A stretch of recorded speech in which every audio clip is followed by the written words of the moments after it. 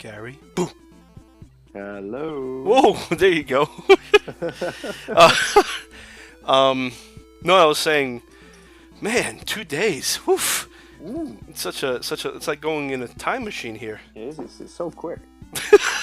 It's almost like seconds. You thought, yeah, it is. Who knew? No, I was saying, I was going to do a recording for a PS4. I figured out a way to do it without one of those capture cards that the gamers use. What I always used to do when I did reviews and such, I figured I'm not going to tell it the way other reviewers do it because I want you to see from my point of view. Because when you read different reviewers, you want to get a different angle. You want to get a different snapshot of what the people's opinion is. What I figured was, I'm just going to try it. Can't hurt. Throw it up there. See if somebody looks at it. It's just going to be maybe Call of Duty Zombies because that's actually it. It makes sense because it's zombies, Yeah. I really love horror games, and Me too. But have you ever played? So you said you played Call of Duty. You told me, but you said it gives you motion sickness. Yeah.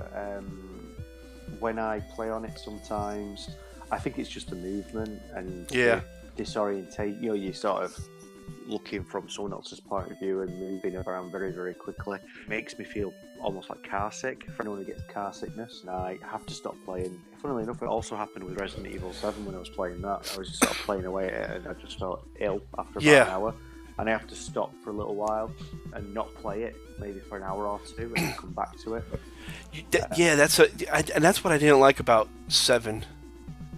I didn't like that about Resident Evil 7 because, I like it, but I didn't like it because, like you said, you're looking for the first person. But Call of Duty actually is a reason why you feel that. Yeah. It's a very fast frame rate. I think it's 60 frames per second. Yeah. And the first time it ever happened to me was actually Doom 64 on the N64. Oh wow!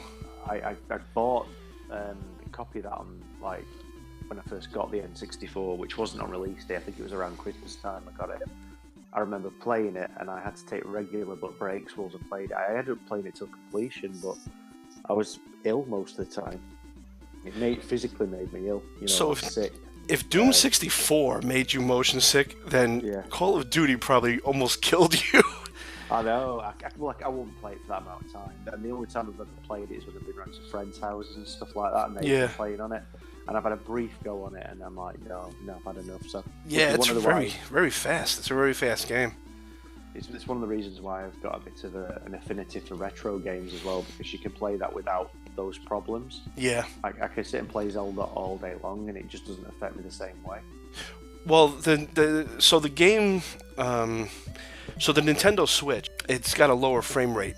Some of the games do play in 60, I think, like Mario and such. But but for the most part, it's not as, I guess the computational power of the system isn't as great as the PS4 or the Xbox One. But some games are in 60 frames, and I think they're trying to make that it go faster. But that's probably why maybe the Switch is a better choice because it's got like a 30 frame rate. Yeah. I barely play my Switch, but I often see games on it, and I think, I'd really like to try that. I think there's a new game out. Is it Mugsters? Yeah.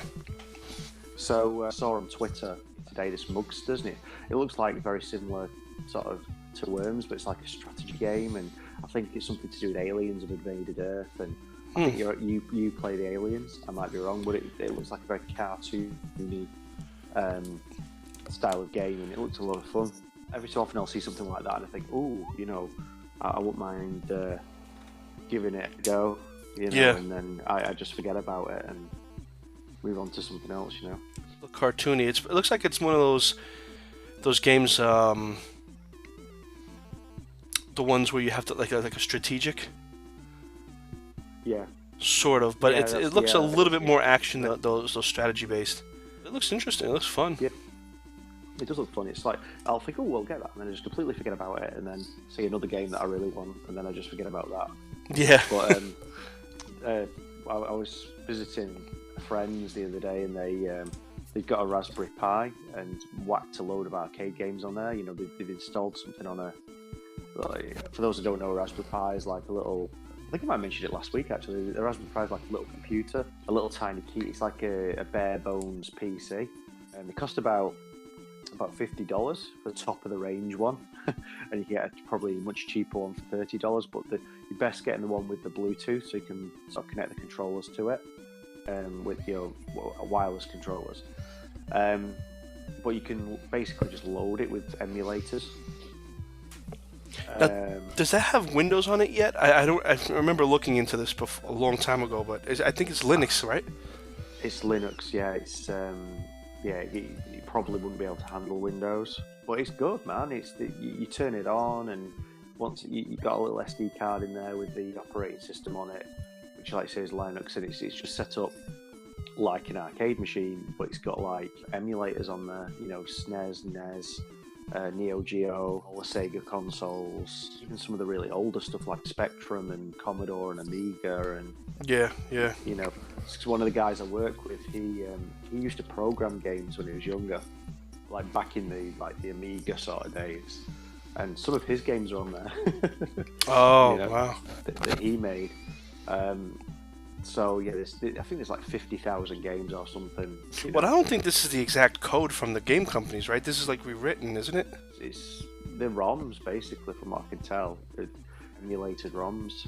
Yeah, like they write the same code and it comes out looking the same.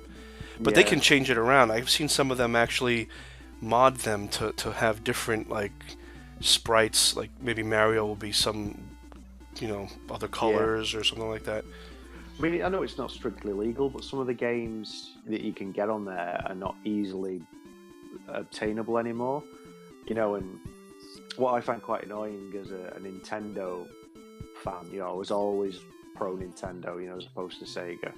I always owned the Nintendo consoles, but what used to annoy me a little bit is every time a new Nintendo console would come out, like the Wii, and then the Wii U, and then the Switch, they always release these retro games over and over and over again, and you buying Mario, the original Mario Brothers again and again and again, and it's they're taking all those dollars off you, for the same bleeding game. Yeah, true. If you bought it already, you should have it. Exactly, and it's ridiculous. I mean, I don't know how many times I have bought Mario, and it's, let's be honest, it's had its time. It's not a particularly brilliant game these days, it is what it is. You play it with an appreciation of what it was, but you don't say, oh yeah, Mario, the original Mario, best game ever anymore, because it wasn't really. They do say on those emulating websites that it's just for nostalgia, saving and keeping, just to have an archive, But if you make a CD and try to sell it, that's obviously illegal, because you're making money off of someone else's thing. But if you're buying these things and you're just leaving it on your computer, I mean, you have all these games pretty much already. You just want to be, see them again in a quick fashion instead of having to connect this old-fashioned, antiquated system up to your TV.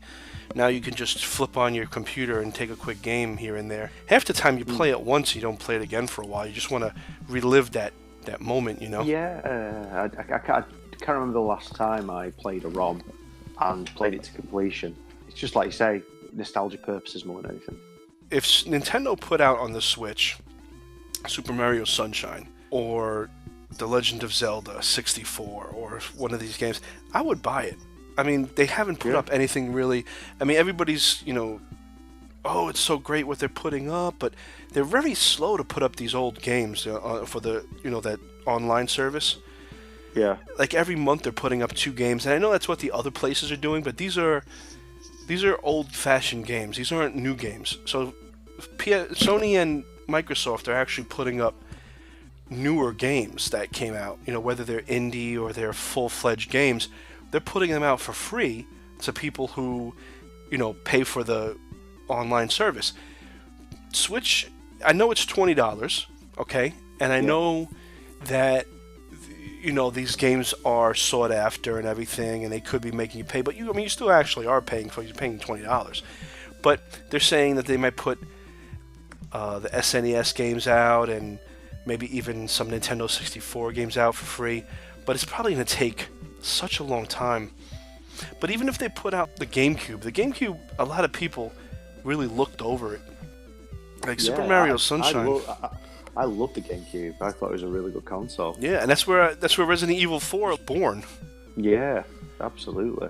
And that game was insane. I remember the the chainsaw controller. Yeah. Oh gosh, I remember that, but I never got one. It's ridiculous. Talking of chainsaws, I've got one of those Ash versus Evil Dead chainsaw power banks. You used to charge your phone with it. And I ordered it from the States, and I think it was about £25, with the postage. It came with Loot Crate originally, like as a gift with it. And I saw it, bought it. It came. It's huge, man. You want to say it's power banks. You want portability, don't you? You want to be able to sort of carry it around with you. Yeah. Well, this thing is huge. It's almost like the size of a full-size chainsaw. Well, oh wow!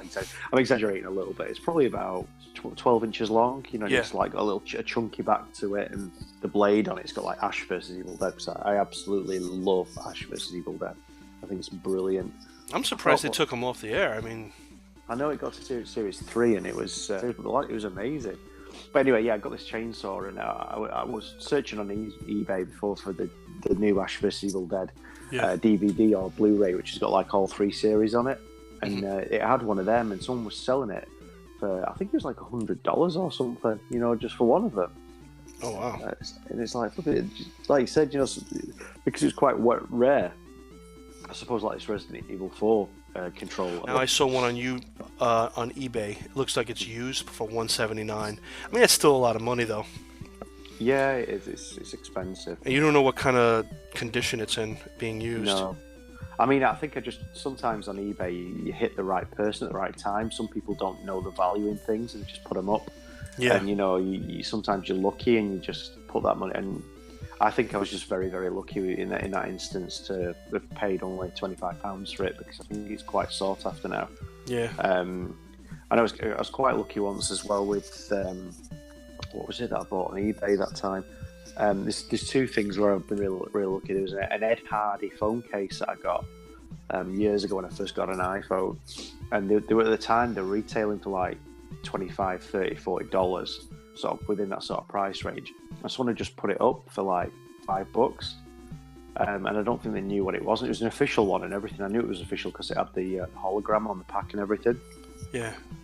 I ordered it, it came, and it was official. I checked it and stuff, and I could have resold it for like 3, 4, 5 times its price. Well, you know what, Gary? Hold that thought. We'll talk about that on Friday, about eBay and sales item books. But for now, we're gonna take off. I just wanted to say I'm gonna try that. I'm gonna give that. I'm gonna see if I play that maybe tomorrow or something. I'll just put it up, a little gameplay. I'll just talk behind it and see how it goes. So, Gary, maybe if you do that, then then you can stick your finger up your ass. Oh my God! Well, the people are clapping, so I guess that means this is over. Yeah. Goodbye.